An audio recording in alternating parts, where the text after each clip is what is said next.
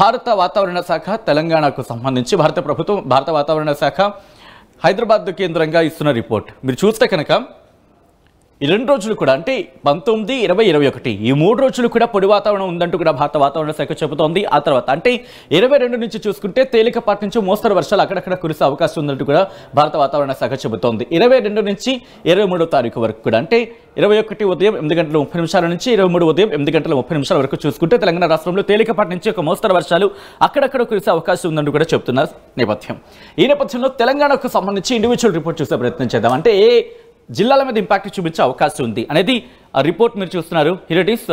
ఇక్కడ 19, 20, 21, 22 22వ తారీఖు మీద మాత్రం ఇంపాక్ట్ కనిపిస్తోంది. ఏ జిల్లాల మీద అంటే కనుక భద్రాద్రి కొత్తగూడెం అలాగే హన్మకొండ ఈ 2 జిల్లాలకు సంబంధించి, అలాగే జనగాం, జయశంకర్ భూపాలపల్లి, అలాగే ఖమ్మంతో పాటు కొమరం అస్వాబాద్, మహబూబాబాద్, అలాగే మంచిర్యాల, ములుగుతో పాటు నల్గొండ, అలాగే పెద్దపల్లితో పాటు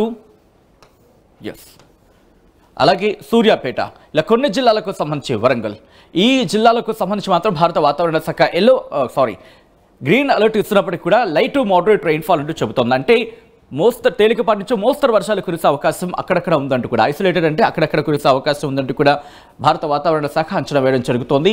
తెలంగాణకు సంబంధించి ఇది వాతావరణ పరిస్థితి. ఇక్కడి నుంచి ఆంధ్రప్రదేశ్ వెళ్లే ప్రయత్నం చేస్తున్నాను. ఆంధ్రప్రదేశ్కు సంబంధించి భారత వాతావరణ శాఖ ఏం చెబుతుందో ఒకసారి చూసే ప్రయత్నం చేద్దాం. ఇటు ఆంధ్రప్రదేశ్కు సంబంధించి మీరు రిపోర్ట్ని చూడడం జరుగుతోంది. ఆంధ్రప్రదేశ్కు సంబంధించి భారత వాతావరణ శాఖ ఇచ్చిన రిపోర్ట్ని మీరు చూస్తున్నారు.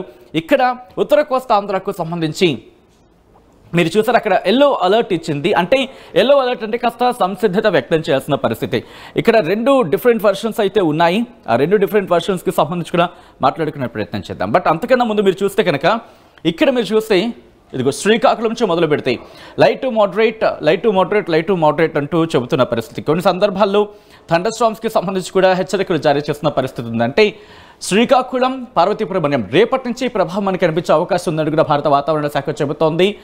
అలాగే 20 నుంచి 22 రేపు ఎల్లుండి కూడా తేలికపాటి నుంచి మోస్తరు వర్షాలు ఉంటాయి. ఆ తర్వాత 2 రోజులు అంటే 22 నుంచి 24 వరకు కూడా తేలికపాటి నుంచి మోస్తరు వర్షాలతో పాటు ఇక్కడ ఇంట్రెస్టింగ్గా మీకు గమనిస్తే కనుక ఒకసారి హైలైట్ చేసి చూపించే ప్రయత్నం చేస్తాను. ఆ తర్వాత డీటెయిల్ ఇవ్వలే ప్రయత్నం చేద్దాం. ఇదిగోండి టీఎస్ అంటే థండర్ స్టార్మ్స్ అంటే ఉరుములు మెరుపులతో కూడిన వర్షాలు కురిసే అవకాశం ఉందని కూడా భారత వాతావరణ శాఖ చెప్పడం జరుగుతోంది. అంటే ఈరోజు డ్రైగానే ఉంటుంది, అంటే వాతావరణం నార్మల్గానే ఉంటుంది. రేపు ఎల్లుండి కూడా తేలికపాటి నుంచి మోస్తరు వర్షాలు అక్కడక్కడ కురిసే అవకాశం ఉందని కూడా భారత వాతావరణ శాఖ చెబుతోంది.